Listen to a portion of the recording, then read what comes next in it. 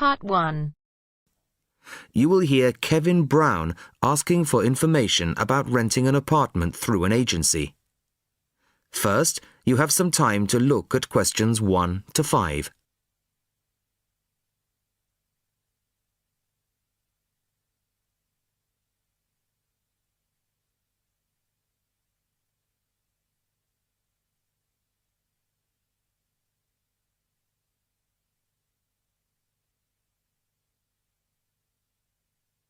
Now the test will begin. You should answer the questions as you listen, as you will not hear the recording a second time. Listen carefully to the first part of the conversation and answer questions 1 to 5. Good afternoon. How can I help you? Hello, my name's Kevin Brown. I saw your advertisement in today's local paper, apartments to let in all areas of the city. Yes, Mr. Brown. We currently have several properties available. What part of the city were you thinking of? Well, city centre ideally. OK. And what price range are you interested in? I don't really know. What have you got? Well, prices start at £400 a month, going up to £1,000 a month. OK. And what's the difference? What does the price depend on? Well, the number of bedrooms mainly. Uh-huh. The cheaper apartments have 1 bedroom, while the most expensive have 3 or 4 bedrooms. OK. 2 bedrooms would be nice.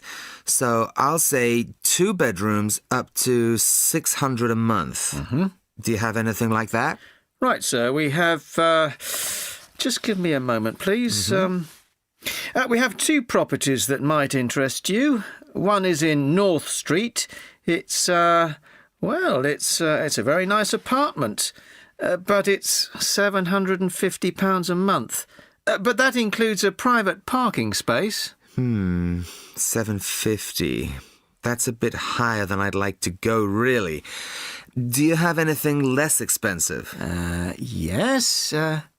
We have another one at £625 a month. $625? Mm-hmm. All right, that sounds interesting.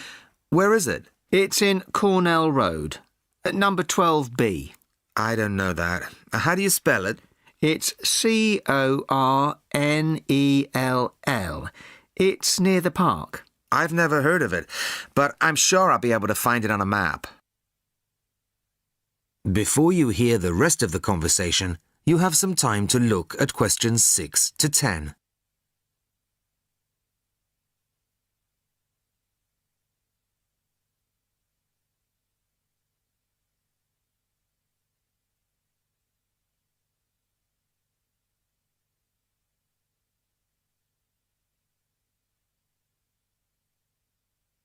Now listen and answer questions 6 to 10. So, would you like to see the apartment, sir? Yes, I would. I'd like to rent somewhere fairly soon. Would tomorrow be possible? Sorry, I'm afraid nobody is available all day tomorrow. It's quite a busy time of year for us. I see. But if you're free later today, you could see it at 5:15. Sure, no problem. I could manage that. OK. So that'll be 5:15 with my colleague Jason. He'll meet you at the apartment. That's fine. And one more thing. What do I need to provide to rent an apartment with you? What documents, that kind of thing? Yes, of course. Do you have a job?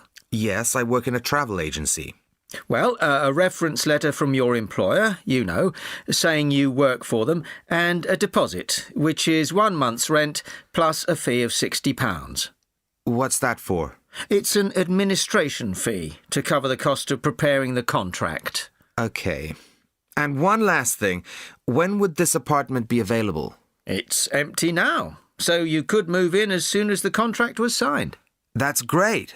Thanks very much indeed. Bye. Goodbye, Mr. Brown.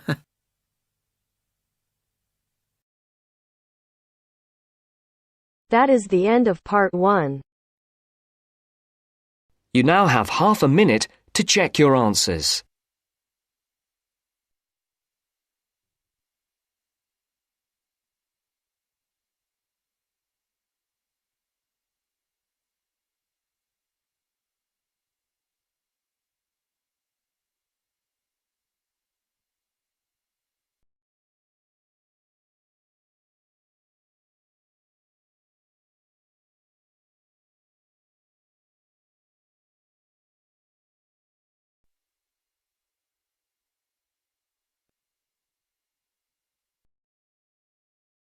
Now turns to Part 2.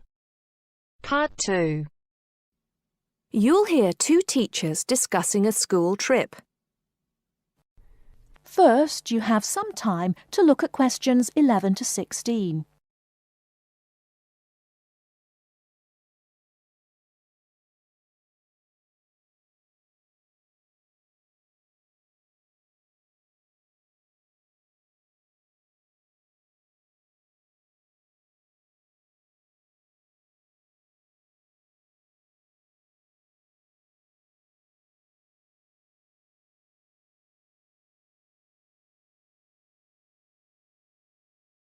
Now, listen carefully and answer questions 11 to 16. Oh, there you are, Paul. Do you have a few minutes? Can we think about this year's school trip? Hi, Jean. Yes, of course. Have you got any ideas? I've been looking through some information, and I've brought a few leaflets with me. Here you are. Okay, thanks. Just remind me when the trip is. Next Friday. We'll be leaving at 9 and be back here at around 4, so we've probably got time to visit a couple of places. Let's see. What leaflet have you got there? Central Gardens. Looks like a nice place. It's open from 9 until 6, so we could go there anytime we wanted, really. What about there in the morning and then somewhere else in the afternoon? Farmer's Market would be an option first as well, at least until they close at 1. Or we could try Grey Castle. That should be possible in the morning or in the afternoon. Oh, hang on. That's at the weekend. The last admission is at noon on weekdays. Greenhall says the same thing. Queen's Park opens at 8, so we could go there first. Or, according to these times, we could go there on the way back to school, because they don't close the gates until sunset during the week. Okay, that gives us a few options. We went to Queen's Park a couple of years ago, didn't we? I seem to remember that the pupils really enjoyed it. It'd be nice to go somewhere new as well. I've seen groups from other schools going around Grey Castle. So have I. But then again, maybe we should play it safe and go to Green Hall. At least we've got experience of taking classes round there. Farmer's Market is popular with other schools, though, so it must be interesting. It'd be good to go somewhere where someone can show the pupils around, explain things to them. I've been on a tour around the castle, and they do a really good job. I think they have guides at the hall, too, don't they? It says here that they used to, but don't anymore. You can get shown round Central Gardens, though. I think we'd have to do any explaining if we took the pupils to the market or the park. That wouldn't be a problem, though. No, and at least those two would be free, wouldn't they? I think all the others charge, and we'd have to get the parents to pay some money. I'm sure they wouldn't mind paying if it was a small amount. Let me check the leaflets. There's a special price for large groups at Grey Castle. Oh, but you can get into Central Gardens for nothing. Right. Oh, I've just thought of something. We wouldn't need to book anything if we were going to Queen's Park, but what about the other places? Central Gardens say you need to let them know if there are more than 10 people in your group, which would include us. The same at Grey Castle. Farmer's Market says you can just turn up, and so does Green Hall. Right. Well, I suggest we take the pupils to Grey Castle for a tour in the morning. How does that sound? Yes, sounds good. We should contact them to book it as soon as possible. In the afternoon, we can do something a bit more relaxed at the park, and we'll have to think about going to Green Hall another year. Shame Farmer's Market isn't open, but we can't change the day. So that's a decision then. Now, let's think about what we're going to get the pupils to do. It's a school trip, after all, and we should give them some work to do. Before you hear the rest of the talk, you have some time to look at questions 17 to 20.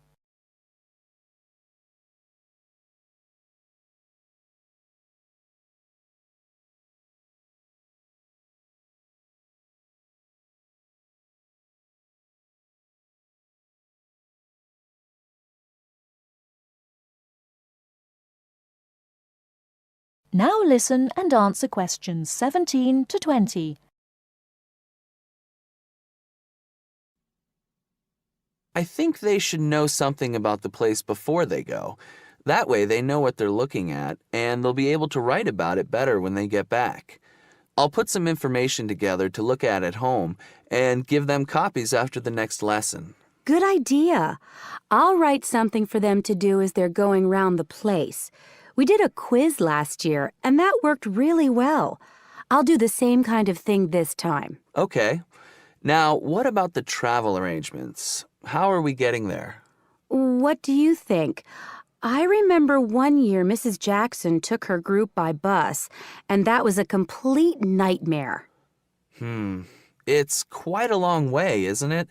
We could hire a coach for the day, which is what we usually do, or there's the train. It's rush hour, though, isn't it? So it'll be really crowded. And it'll be more convenient for the rest of the day if we've got our own transport. Yes, we'll do that then. Anything else? Oh, we need to let the parents know what's happening. We could ask the office to call everyone. It would take too long with so many. I know when we send a letter home, there are always a few pupils who lose it, but not all the parents have email yet, so I don't think we have any choice, really. I'll write something and take it to the school office this afternoon. Right. I'll go and tell the pupils the good news.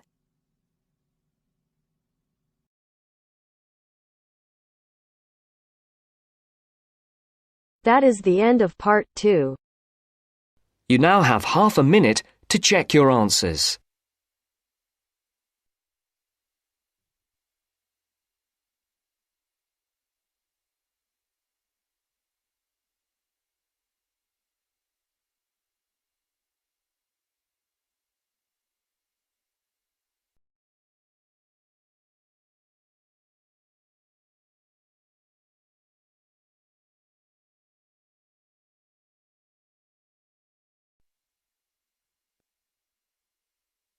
Now turns to part 3.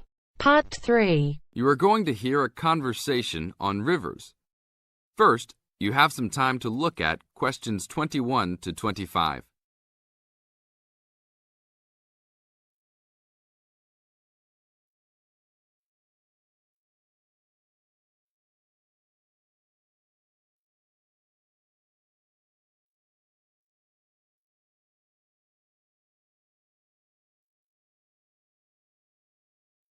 Now listen to the tape and answer the questions. Please tell me about the current state of the Amazon. We have increased deforestation, increased human population relating to deforestation, and a role of fire in the Amazon on a scale that's never been seen in history.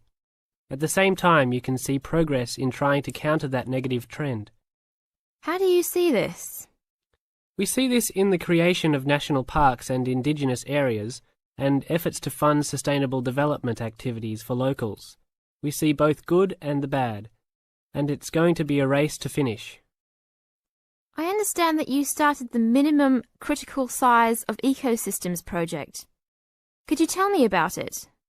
A number of years ago, it became apparent that those practicing conservationists didn't have the scientific information available to properly design a conservation area. They didn't know how big it had to be, right?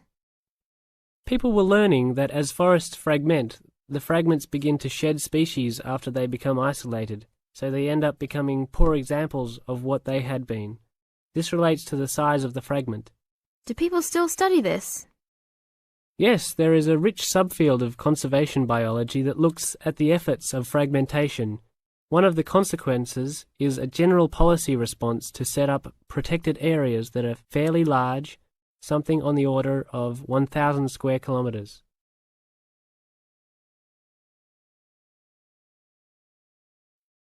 Now look at questions 26 to 30.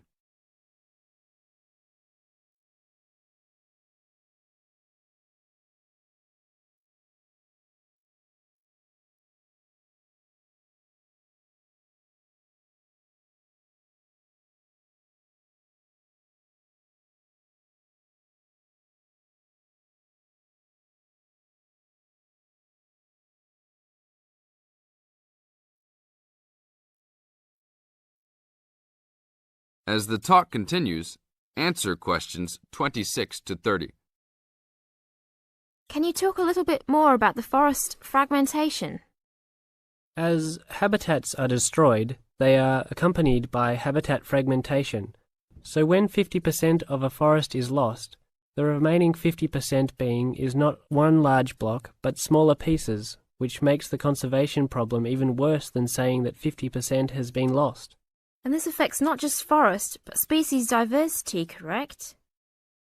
In terms of species loss, we can't give you precise numbers about how many species are lost because of these fragmented landscapes, but we're beginning to get close to where we can make that estimation.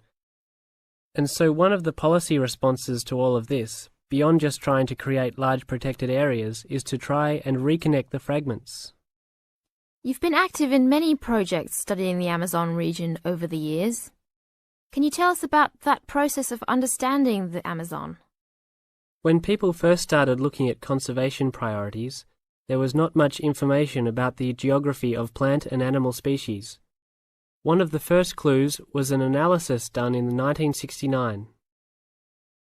This looked at bird species and found geographic clusters of species which occurred nowhere else. And those are priority areas for conservation. Was this when people began prioritizing refuges? Yes, it was the first time that someone looked basin-wide at priorities, giving priority to so-called refugean areas. Was this when the new trend to use geographic information systems, or a GIS, started? That was in 1990 after we worked out a whole set of biological and conservational priorities and produced a big map using GIS. What are some of the things that GIS does? Well, there are several advantages of using a geographic information system. First, you can continually update the system so that it's now a constantly changing picture. You can actually watch changes.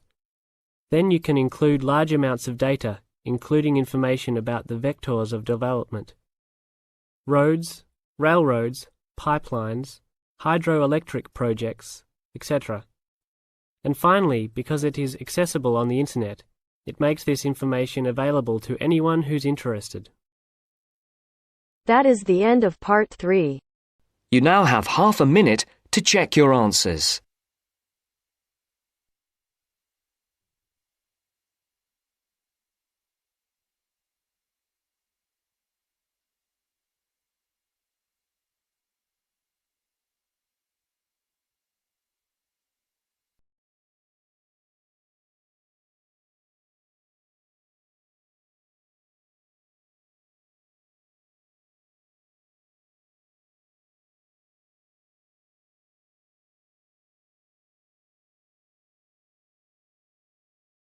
Now turns to part 4. Part 4. First, you have some time to look at questions 31 to 40.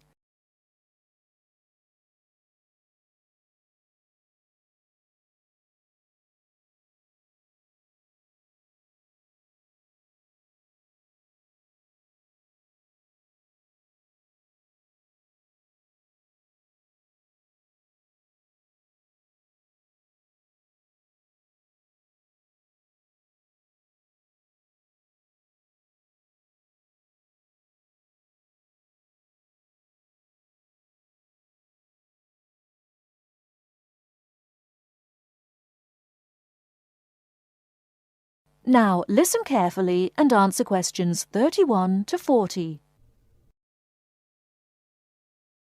Today I'm going to talk about the city of Barcelona and its architecture. First, the city. Barcelona is a city of some 1.5 million people. It is a port situated on the northeast coast of Spain in the province of Catalonia. The people speak Catalan as their native language, but most are also fluent in Castilian Spanish and some speak English too.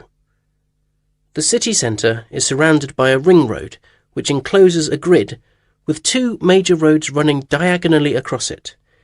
These are the Avenidas Diagonal and Meridiana. Probably the most famous street in Barcelona is La Rambla, which connects the Placa de Catalunya in the town centre to the statue of Columbus on the water's edge.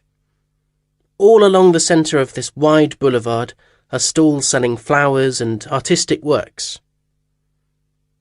Barcelona was founded by the Carthaginians from modern-day Tunisia in North Africa. It grew under the influence of the Roman Empire, later becoming the capital of Spain. Under strong government, it expanded its trade, exporting cloth to other Mediterranean ports and establishing itself as a financial centre. It went into decline after 1400, and in 1640 it was the centre of the Catalan Revolution against King Philip IV of Spain. Now it is considered by many to be the cultural centre of Spain, and the Olympic Games were held there in 1992. Now to the architecture. Throughout the city there are many fine buildings, churches, cathedrals, markets and squares, which date back to the 13th century.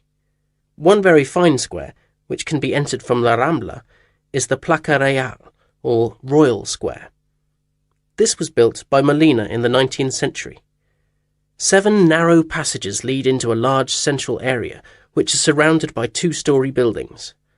Most of the ground floor is occupied by restaurants and bars, and it is traditionally a place of music and entertainment. It is impossible to talk about the architecture of Barcelona without mentioning Gaudí, who dominated the scene from the 1880s until his death in 1926. His style was unique, a decorative form of Art Nouveau, the style of the 1920s and 30s in Europe. It was based on organic natural forms, which often seem to defy the qualities of the materials they are made from. I will mention just 3 of his best-known works today. The first is Güell Palace. This was built for the Count of Güell, one of Gaudí's main supporters. The building features 2 arched gates, which lead into the stable area. Inside are 2 circular staircases, one for people and the other for horses. The ground floor is built of brick, but there is also much natural stone used in the construction. The roof is quite fantastic, with brightly coloured sculptures built around the chimneys and ventilation shafts. Another project commissioned by Güell is the park named after him. This was meant to be a garden city with 50 houses, but in fact only 2 were ever finished. The influence of nature is strong in the cave-like spaces and animal figures, and again, much use has been made of brilliantly coloured surfaces. But the greatest of Gaudí's works is still under construction, and it is not expected to be finished until 2041. He began work on this cathedral, known as La Sagrada Familia, Church of the Holy Family, in 1882, which means that it will have taken 159 years to complete. The finished building will have 18 towers, the highest being 170 metres high. The building will be 95 metres long by 60 metres wide, and it will hold 13,000 people, a truly impressive monument to Gaudí's great genius. And that's all we have time for today. Next week, we'll look at some of Gaudí's smaller projects, and also his furniture designs. Please make sure that you complete your assignment on Le Corbusier by this coming Friday. That is the end of part 4. You now have half a minute to check your answers.